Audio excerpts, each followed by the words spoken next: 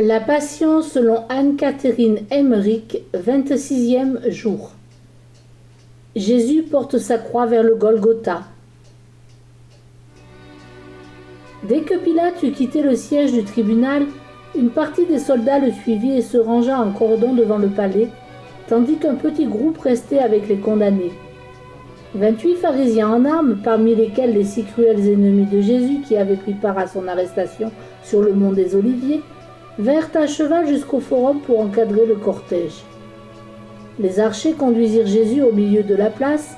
Plusieurs esclaves y pénétrèrent par la porte du couchant, portant le bois de la croix, qu'ils jetèrent à ses pieds, où il tomba en craquant. Les 2 traverses, plus fines que le lourd et épais montant auquel on allait les fixer, étaient attachées à celui-ci par des cordes. Les aides des bourreaux portaient à part les coins de bois, la pièce destinée à soutenir les pieds du crucifié, celle qui prolongerait le montant pour recevoir l'inscription, ainsi que divers outils. Quand la croix se trouva par terre devant Jésus, il s'agenouilla et l'enserra dans ses bras. Il la baisa 3 fois, adressant à voix basse une touchante prière d'action de grâce à son Père du ciel. Il le remercia pour le salut du genre humain qui désormais allait s'accomplir. De même que les prêtres païens éteignaient de leurs bras l'autel qu'ils venaient d'ériger, de même le Seigneur voulut embrasser sa croix, autel éternel du sanglant sacrifice de propitiation. Les archers le forcèrent à se redresser sur ses genoux et l'aidèrent avec rudesse à prendre sur son épaule la lourde poutre qu'il retint de son bras droit. Je vis des anges venir à son secours, invisibles, faute de quoi il n'aurait pu se charger de son fardeau. Il ployait, courbé à genoux sous le faix. Pendant qu'il priait, les bourreaux placèrent sur la nuque des larrons les traverses de leur croix et lièrent solidement leurs mains levées. Elles n'étaient pas droites, mais un peu courbées et détachées des troncs verticaux au sommet desquels on les fixerait au moment de la crucifixion, et que, marchant un peu en arrière, les esclaves portaient avec d'autres outils. La trompette de la cavalerie de Pilate retentit. Un des pharisiens à cheval s'approcha de Jésus, toujours agenouillé sous son fardeau pour lui siffler. « C'en est fait de toi à présent des beaux discours, qu'on nous débarrasse de toi, en avant, en avant !» On le releva rudement, et tout le poids de la croix accabla ses épaules, la croix que, conformément à sa sainte et éternelle parole de vérité, nous devons porter à sa suite. Alors débuta la marche triomphale du roi des rois, glorieuse dans le ciel autant qu'elle était ignominieuse ici-bas. On avait fixé à l'extrémité inférieure du montant de la croix 2 cordes avec lesquelles des sbires le maintenaient en équilibre pour qu'il ne basculât ni ne glissât par terre. 4 autres hommes marchaient autour de Jésus, le traînant par des liens attachés à la ceinture placée autour de sa taille, qui, relevant son manteau, le plaquait étroitement contre son corps. Sous le fait des pièces de bois liées ensemble sur ses épaules, le Sauveur me rappela vivement Isaac, portant lui-même vers la montagne le bois de son propre sacrifice. La sonnerie de la trompette indiqua que le cortège se mettait en route. Pilate voulait l'accompagner de loin à la tête d'un détachement de soldats pour prévenir tout soulèvement. Revêtu de sa cuirasse, il allait à cheval, entouré de ses officiers et d'une troupe de cavaliers, et escorté par quelques 300 fantassins, tous originaires des marches de l'Italie et de la Suisse. En tête du cortège s'avançait un homme qui donnait un coup de trompette à chaque carrefour, puis proclamait la sentence. Quelques pas derrière lui venait une bande de gamins et d'adolescents portant des récipients, des cordes, des clous, des coins de bois, des corbeilles pleines d'outils, des gars plus robustes s'étant chargés de perches, d'échelles et des montants des croix des 2 larrons. Les échelles consistaient en une simple poutre dans laquelle étaient fichées des traverses. Des pharisiens à cheval suivaient, puis un jeune garçon qui exhibait sur sa poitrine le titre de la croix rédigé par Pilate et portait au bout d'une perche calée sur son épaule la couronne d'épines de Jésus qu'on avait estimé ne pas pouvoir lui laisser sur la tête pendant le portement de croix. Cet enfant n'était pas bien méchant.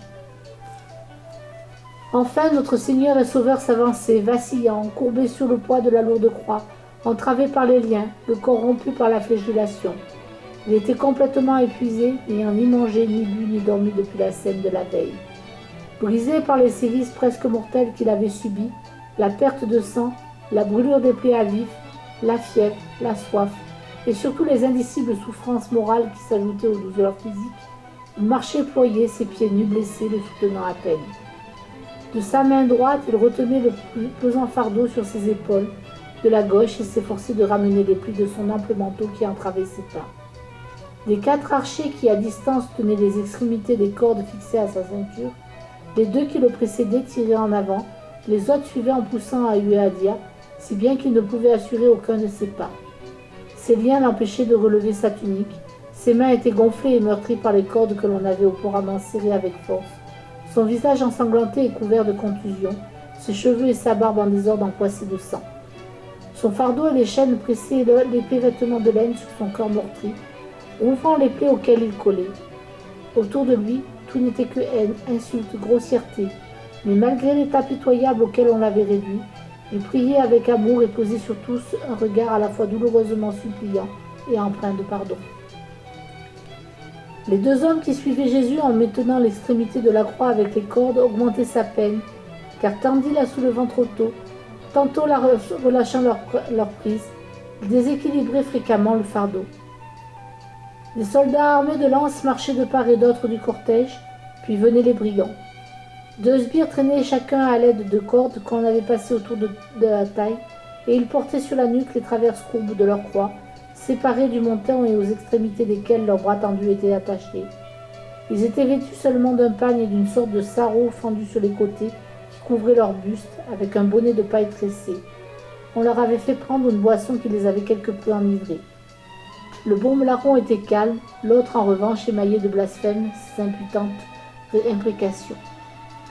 Les bourrons, petits hommes trapus au teint sombre, aux cheveux noirs courts et crépus tout ébouriffés, avec une barbe rare clairsemée, n'avaient pas le type sémite. Issus d'une tribu jadis asservie par les Égyptiens, ils étaient d'une férocité bestiale et habituellement on les employait à des travaux de voirie. Ils portaient de courtes tuniques et des corselets de cuir sans manches.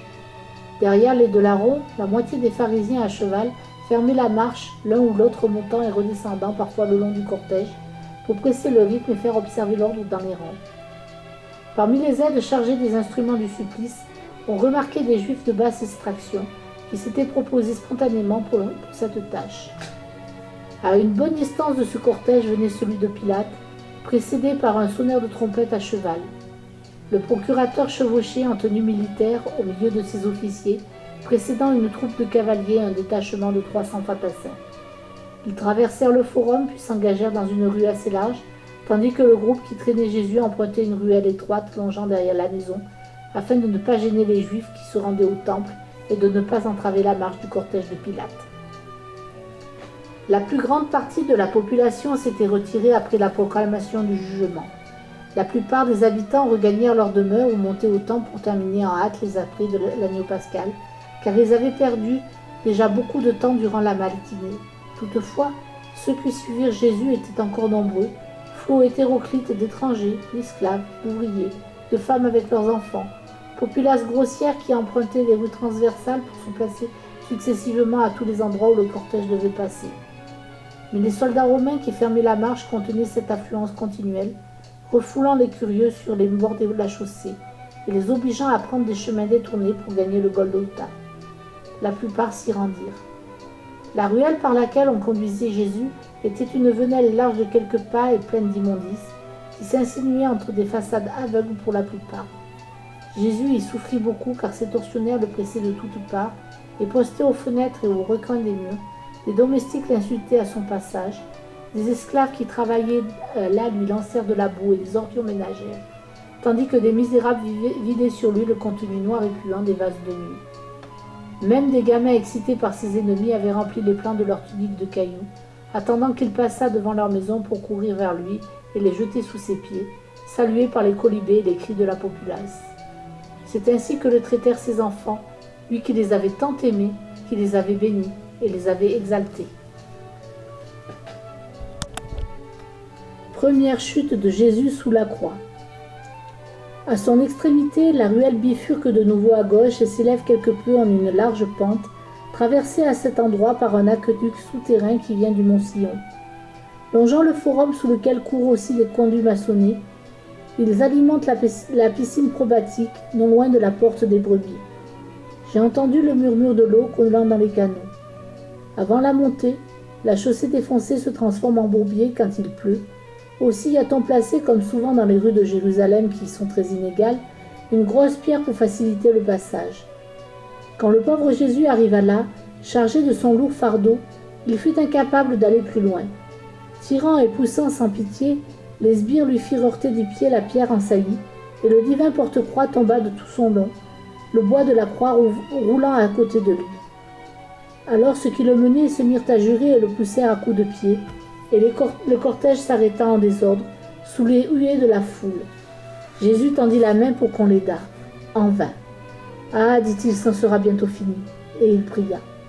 Mais les pharisiens crièrent. Debout, relevez-le, sinon elle va mourir entre nos mains.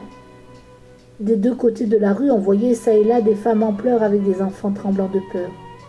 Grâce à une assistance surnaturelle, Jésus parvint à relever la tête. Mais ces cruels bourreaux, au lieu de le soulager, prirent une initiative diabolique.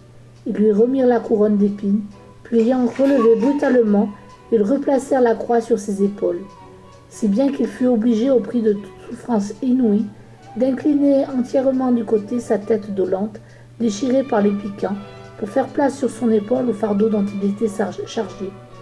C'est avec des tortures accrues qu'il gravit en chancelant la rue en pente devenue plus large.